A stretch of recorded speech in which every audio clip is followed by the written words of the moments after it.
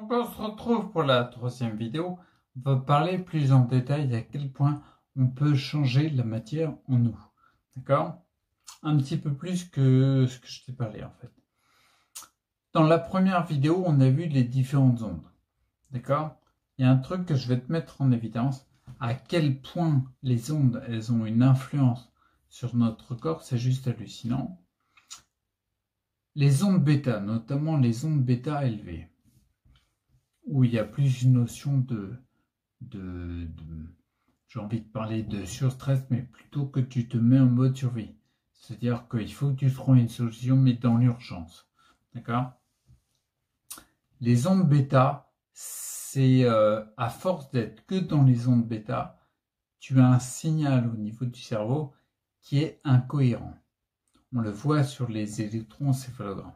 Et le signal incohérent, il a une influence directe sur le bon fonctionnement de ton organisme parce qu'en fait, il déséquilibre les systèmes.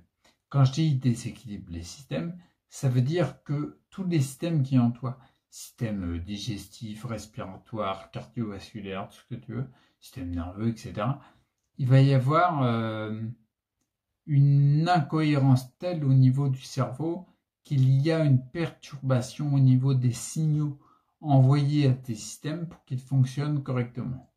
Donc ça veut dire que sur tes organes, qui sont de la matière, tu vas envoyer, en ne fonctionnant que en bêta, tu vas envoyer des signaux qui, à force, parce que ça dure dans le temps, deviennent de plus en plus incohérents. Et du coup, tu auras une influence néfaste de plus en plus sur tous les systèmes. Tu vois, la tension, tout, ça va être de plus en plus déséquilibré.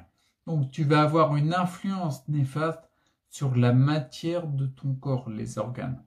Par contre, quand les ondes qui sont en dessous, avec des fréquences plus basses, alpha, theta et delta, quand tu as ces fréquences-là, ça se voit sur les électroencéphalogrammes, mais c'est un signal qui est beaucoup plus cohérent.